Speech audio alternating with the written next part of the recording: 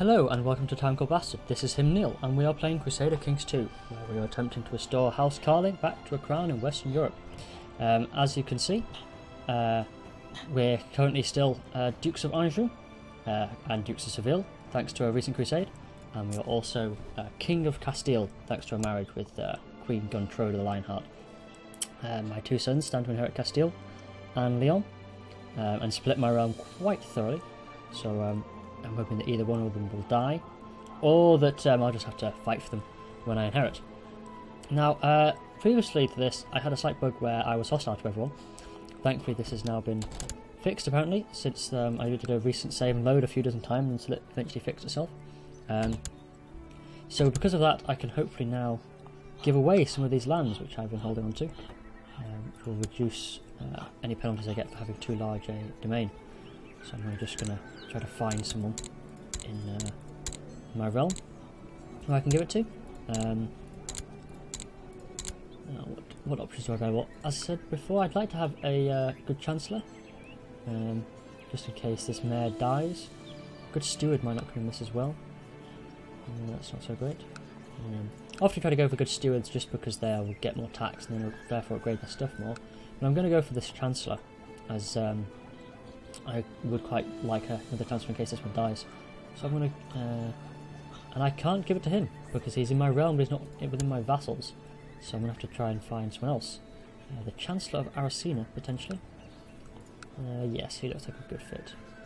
He doesn't like me very much, but I'll take what I can get. So congratulations, Sigismund. You are now the Count of Neill. And there we go. Now, at the moment, I'm quite substantially more powerful than I was before, about 9,000 levies allegedly, because of my domain. They have this penalty for new administration, which will take some time to go, about 20 years, and I'll get far lower levy reinforcement rate. But I do have a lot more levies in total. They're slowly starting to regenerate. If we look at the realm tree now, I have 78% of the troops in my liege. With everything in total, I should be able to get 15,000 troops once everything's fully restored. So, I'm much more powerful. As you may remember from last time, I have some factions in my realm. They're now weaker, relatively, because I have such a lot of power. And also, it's now elective in France, so I still have this faction to declare primogeniture. I'm going to resist doing anything about it for now. It's still tempted to do it at some point, and the King of France would probably actually want it, amusingly. It's a weird situation whereby the faction for primogeniture would actually be in the King's best interest, but he still might try to get me to stop doing it. Very peculiar.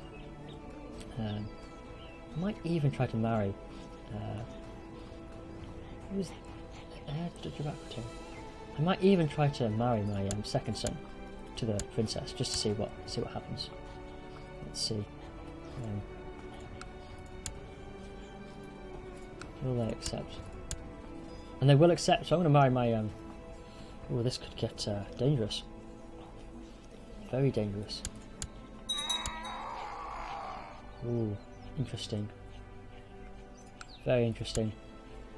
I hope. Kind of hope my grandson will become my grandson soon and have a son, and marry them off to her, because their wife is already 31.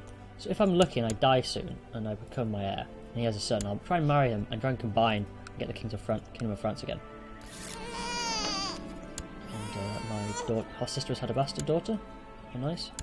And Seville has converted to Catholicism, so I'm going to choose somewhere else to go. Where has a lot of troops? Let's go to Cadiz. There's a lot of troops in Cadiz. Now, one of the advantages of having vassals, aside from just the general stuff that they're quite useful, is that each of my vassals of county or higher has their own court chaplains. So if, let's say, I was an emperor and I had some heresy or heretic-owned lands, the Duke under the lands could send his Chancellor to convert, and the Count. And if I had a King, I could have a Count, Duke, and King, and me all trying to convert a single province, which can make a lot more likely to happen. The way, as I think I mentioned in earlier episodes, the way most things work, all percentages, is they're based on a mean time to happen. So every event has an average length of time that it's going to take, and that average time is probably about 3 years for recovering a plot. Hence why the mean time to happen is about 32%. It actually might be slightly different to that. It might go off a standard deviation curve. I can't remember, but in fact I think it might well go off standard deviation. But either way, that's how things happen. So what happens when I have people with, say, better stats is that it reduces the mean time to happen by a certain percentage, which means that the average time it will take to happen, obviously, the chance that it happening increases because the average time goes down. But it's still very luck based. So even though this has a 15% chance to happen yearly in this fabricate claims, it could happen in one day. It's possible, or it could take a lot longer. It's not happened for quite some time now, and that 15% yearly to fabricate a claim in Quebec is 15% chance for the county, and I actually want to claim in the duchy, which is a third of that chance if I remember correctly. So I had to be quite lucky to get a claim in the duchy, but I'll just stick in there, plodding along. And it's Burgoyne, sorry. Because Brittany is always a nice duchy to have. Quite a bit of land. It's quite reasonably strong land, coastal, all of it. And it's not part of France, so by taking that land, I don't have to fight anyone that I particularly care about inside the kingdom. Gaining some new land, quite nice. The Duke of Orleans, with that County of Vendôme, which is taken from me, is quite annoying. It is actually quite annoying that the king was able to appoint the old Count of Vendôme. The French-English War over Maine. Now, that war will actually make, depending on how it's done, I think will just be, because it's the French de jure war, it will mean that this Count of Maine will become a vassal of King of France. If it was pressed a ducal claim, it would be, I would get the vassal immediately. But either way, as soon as it becomes a vassal of the Kingdom of France, I can still declare a war against that count and try and get him to become my vassal. Because I can declare the war against him personally for him to become my vassal, even though the King of France would actually lose, and I'm actually declaring war against the count. So I'm going to get all of my troops and round up and try and help the Kingdom of France to win this war.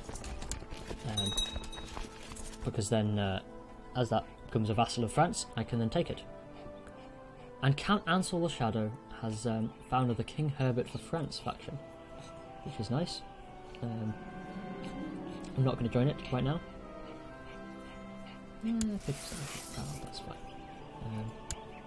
And I have no chance of becoming king really at this rate, so that's fine. I might even try to back the Duke of Flanders, just to make sure they like me. They will like me.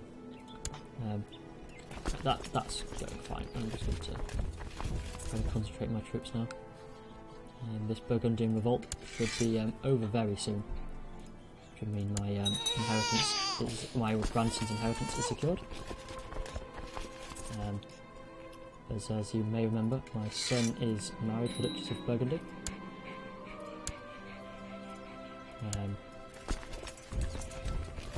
So my grandson will become Duke of Burgundy, in addition to my son actually becoming King of Castile, which is quite nice. I'm actually just going to send all my troops to Maine, as the French troops seem intent to just do quite peculiar things. And the other advantage of being in Maine is that England, being England, has quite a lot of boats. At least if this way I'm sat in Maine, they'll have to land in Mortagne or Evreux or Rouen first before they can get to me. So let's keep going with that. And you see this important decisions icon. This is the glowing yellow bit here. This is because I am at peace, even though my top liege isn't. So I can demand my my faction demands take place, and that's because I have 100% of my liege. But I can do this. 100% of my liege is levy because of the aid of Count Ansel the Shadow. It's quite nice.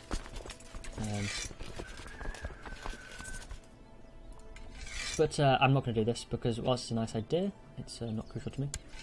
Unfortunately, the Kaiser is joining. Oh dear, the Kaiser is joining the war with France, war against England. So I'm going to try and march my troops and join the French army, because we'll actually potentially outnumber them, at least outnumber the Kaiser if we go together. But although the king does seem content to just march his troops on, he's not noticing my 9,000. There we go. I'm going to try and join them somewhere. If I'm lucky, the Kaiser troops will die by attrition along the way. As you can see, he's losing a bit every month. Hoping I don't bump into them. Oh, come on, just let me catch up. If I can get to Dijon, and then I'll just try and join them up. There we go. And Herbert is a mighty commander, as we know, so I should have a decent chance of winning if we go head to head. We outnumber that Holy Roman Empire army by about 5,000, and I have a very good general. So as long as we get to them before the English, and there we go, we crossed over a river, but it's not too bad. I'm sure this mayor's not a heretic, because he likes me. So this battle's going quite well. As you can see, killing 3 or 4 times as many troops each turn as they are killing of ours. I'm leading the centre, which means I'll get more prestige when the battle's over. I think the way we'll see in the next bit, but I think the way the prestige works is that I get about half of the prestige for leading the centre, and the other commanders get a quarter of the prestige of the battle. I should get more. This actually seems to be about my head has completely gone for mathematics. 3/5 versus 2/5, so that's quite good. Don't really need the prestige, but I'm not going to complain. And then we're going to march on the remnants of the Holy Roman Empire army and England's and the English army, so we might actually do quite well out of this. As I've said before, because I'm only a vassal, I'm not an action ally, I don't gain anything in terms of prestige or credit or anything like that, which is a bit of a shame. But I'm quite content to just make sure that Maine becomes part of England. We're losing quite a lot of troops in this phase though, but we are doing a lot more morale damage. Presumably it's because we're crossing the river. Yes, it's not helping the cause. We're taking very heavy losses here. The commander on the right flank has died, or there never was one. But the morale's still going down faster, and hopefully as soon as we reach melee phase as well, we'll start doing a lot more casualties. Doing very well here, that's a good Nigel the Wise of Lancasters. Quite a good commander. Plains as well, genius. But no match for us in the end, mainly because of superior troops. But because it's a de jure war, the Count will just become the King's vassal. If, however, this Count had 2 provinces, Maine and any other province, he would keep his other province, and then Maine would get passed entirely to the King. And that's because, as you can only have 1 liege, and Maine has to belong to France, he loses Maine and keeps his current title, his other title. So it's a good job the Count of Maine only has that 1 title, as I get to hopefully take it off him, or at least make him my vassal soon afterwards. The King of England is still Norman. As I've said, I think I've hinted at, there is an event that turns people English. It takes quite a while often. Here's one, Prince Archbishop of Northumberland. It's actually of the House de Normandy. Basically what happens is when there's a Norman liege over Anglo-Saxon lands, they have a chance of becoming English. It's a kind of melting pot event, just creates a new culture to represent the steady merging of Anglo-Saxon and Norman culture to form what would later be English. Significantly, the English group, I think, is part of West Germanic, along with Anglo-Saxon, unlike the Latin of Norman. So they will be much more favourable towards the Anglo-Saxon subjects, and they won't like the French as much. Or the Normans, sadly. The Normans can also, both Normans and Anglo-Saxons will become English. But in the interim period, it means the Anglo-Saxon vassals and lands will be much more content, rather than the... I'm actually going to detach my army now, and I'm just going to head over to Maine, because the French army should be able to take, hopefully, be able to take the Holy Roman Empire. And I just want to be able to actually start Maine besieging, because I've got a feeling that, there we go, the King of England is gaining quite a lot of war score from controlling Maine. As you can see, we're getting quite a lot of war score for holding the Count of Northampton and the Prince of England captive. Interestingly, we hold the Count of Maine captive, who is actually the Count, and that doesn't get of Maine, the place we're at war over. That doesn't count for anything. I think also if I captured, say, the King of England, it wouldn't count for anything. It would have to actually be the King of France. There's no way to ransom prisoners to other rulers, which is a bit of a shame. That'd be a nice feature to have. But I have to do.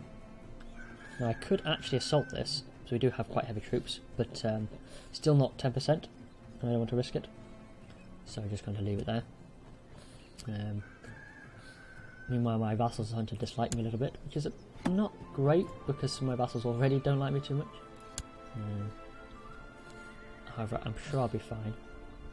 It has been quite advantageous taking this new land, all of which is passed to my domain, because my vassals are much less powerful. Oh, and at some point, I didn't notice, but Hamlin died, poor health. And there's a new successor nomination for France, because there's a new Duke of Flanders. Well, because I can, I'm just going to try and nominate myself again, and see how far that gets me. Magic doesn't get me very far. The king and each of his dukes, each of his de jure dukes, I should say, have a vote. Which actually makes the Kingdom of Brittany a great place to have with elective succession, because the only elector within Brittany is the Duke and or King of Brittany.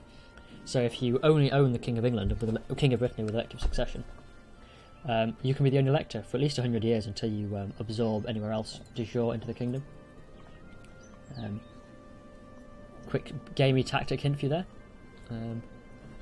Wow, I still have a very high centralisation limit, so I'm actually going to up my centralisation to reduce my vassal limit to 13. It's a bit risky, but as soon as I inherit Castile, my centralisation will change anyway, so it just means I can have a larger domain for now. Don't know why I'd need it, because I don't think I'm in danger of getting any other territory anytime soon, but you never know.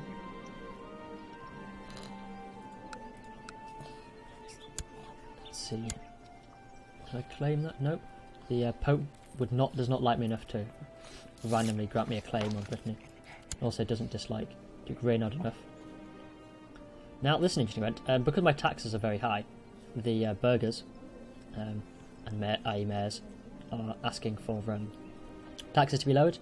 I can either say no, in which case all mayors in my realm will like me less. I can agree, in which case it will go down, which I don't really want. I can bribe him, which is expensive, or because I have high diplomacy, I can just flatter him. No, I don't actually need a lot. I think it's based on state diplomacy, but it might be based on personal. But as you see, it's not very much that I need, so I'm just going to flatter and soothe him. And they'll come back in another few years and try and ask for it again, but I'll just keep dealing with that each time it happens. So this war score should go up quite considerably, by at least 30%, 22% odd for the control Maine thing being lost, and another high percent for actually controlling the war score objective. Probably about 10% for each holding within Maine that I hold, so it should go up to about 60% odd. Right, and the army of France is going over to rescue Boulogne from the King of England's troops. He's not doing very well now, King of England with his troops, only about 4.7 thousand troops left. And I've imprisoned Agnès de Normandy, daughter of no one in particular. But I'm a member of a noble house, so I'm going to ransom him. It's a nice 10 gold. The gold ransoms don't work perfectly. They're something like 10 gold for someone who's unlanded, 25 for a baron, 70 or 75 for a count, 140 for a duke, 250 for a king, and I can't remember how much for an emperor. It doesn't even matter how rich they are. So, for instance, it costs the same to ransom a serene doge, who is wealthy beyond the dreams of avarice, or at least makes a lot of income, and just a poor king of one county. It also doesn't seem to make a difference in terms of if they're, let's say they're a prince, they could be the crown prince of a massive empire and they still wouldn't be worth much, because if they don't hold any titles. But never mind. Another thing for the list. Archambaud wants to duel his rival. Well, I'm going to marry you to the Princess of Denmark because I can. Surprised they say yes. He's a lowly courtier. Bastard courtier, I think. Yep, he's a bastard, and the King of Denmark is allowing me to marry someone. Admittedly, she is also by now a courtier. Granted, she's the daughter of a king, so she was once a princess, but she's not really anything anymore. Who is the current King of Denmark? King of Denmark. Or Denmark, that's held by the Danish.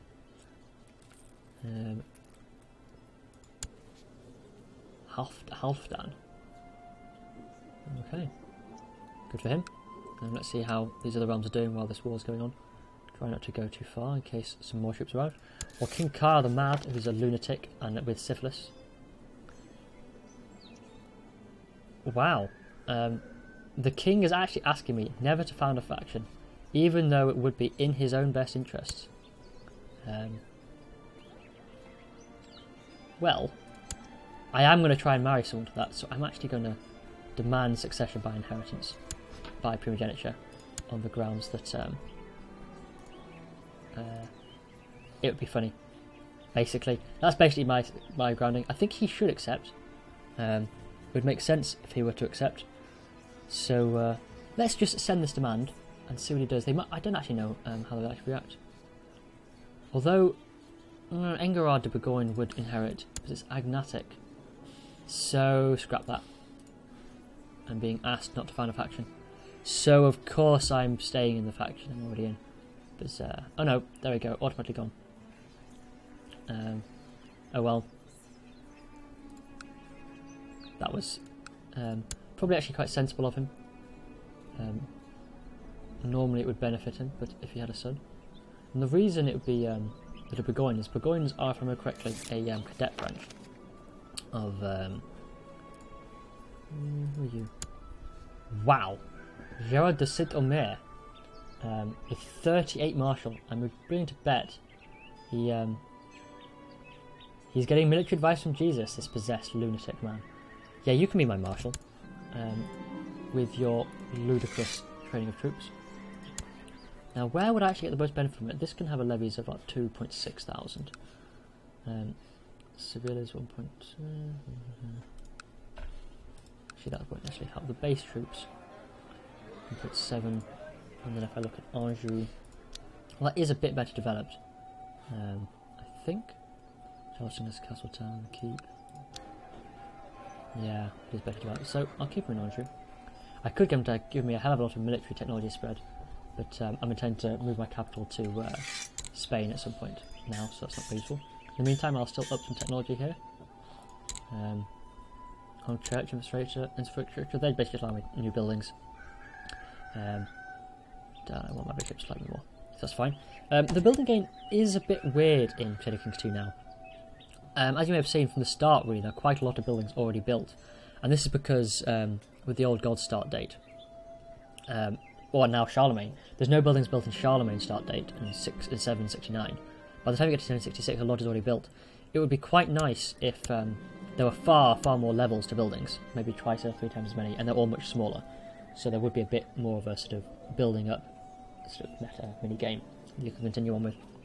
One of my friends' major complaint with Crusader Kings II these days is that whenever he starts, he doesn't feel like he's building very much, especially as a republic. And I can kind of get his point. I don't think that's really what the point of Crusader Kings II is, but it'd be a nice separate game to just have more stuff to do with it. Because as you see, I've not really bothered building anything. I built one set of stables just kind of because I could, and I wanted to demonstrate it, but I've not really needed to, because they're so expensive, they take such a long time to get back, that it's not terribly worth it. If we look at my expenses, actually, let's look at them.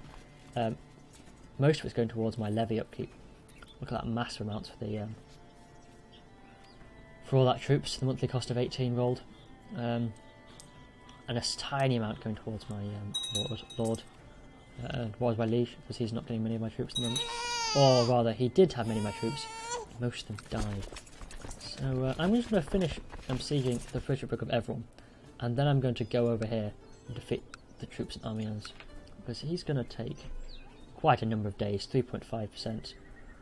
What's that? 20 times 12, 240 days. Whereas I've got 36 episode. I've only got about, it's even less now. I've only got about 48 days, so 60 days left to besiege this place, so I should be done here, get back over to Amiens, and then I'll try to take Boulogne. Because at the moment we are losing a bit of war score, because we've lost control of other provinces in Boulogne. That Battle of Amiens lost us a lot, apparently. Apparently the French army tried to get there and stomp them. Failed miserably. So probably because they crossed the river. There's rivers everywhere really there, apart from Vermandois. So I'm going to go over to Vermandois and go in that way. So, although he's heading towards me, he might be about to head back. He's going to try to get to Maine. Where's Maine? Anjou and Chartres. Well, there's a river, but at least it's not made straight, so I'll try and catch them. It's going to be a day too late though. Yeah. And now there's some kind of smallpox and typhus in the road. So I'm going to try not to go there. He's just going to try and chase me around anyway with the superior movement speed. So I'm just going to have to go to try and go to Vendôme and catch him that one. 3rd of December. Took me a little while to get from. Different provinces have different amount of time it takes to get from places. Oh, and I'm finally catching up with him. It's going to take one more day for him to leave. And there we go.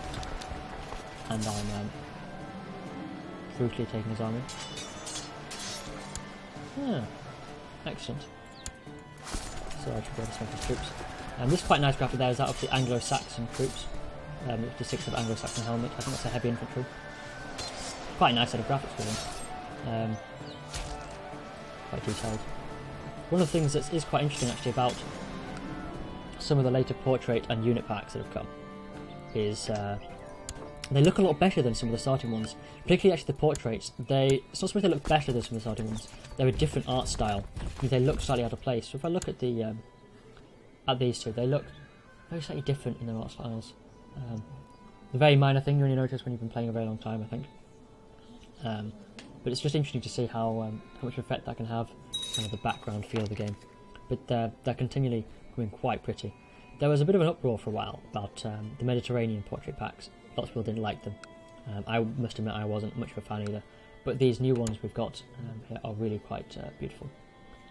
And the Basilisk is marrying Tsar Mstislav the Careless. He's the King of Novgorod. Fortunately, by the looks of it, somehow the Byzantine Empire has become elective, so it's not going to pass to a Russian.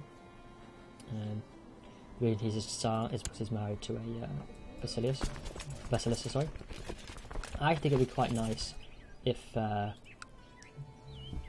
you only have your title by marriage, if you gained their top title rather than yours, because of Greek culture. Now I've just died, and I'm now the Duke of Anjou, and I've had 2 daughters, which is terrible. So I hope I'm having a son soon. But I think I'm going to leave this now because it's a nice pausing point. So I've got a new heir. So this will be the end of the episode. As I only had one son, I've inherited everything on Duke Charles of Anjou.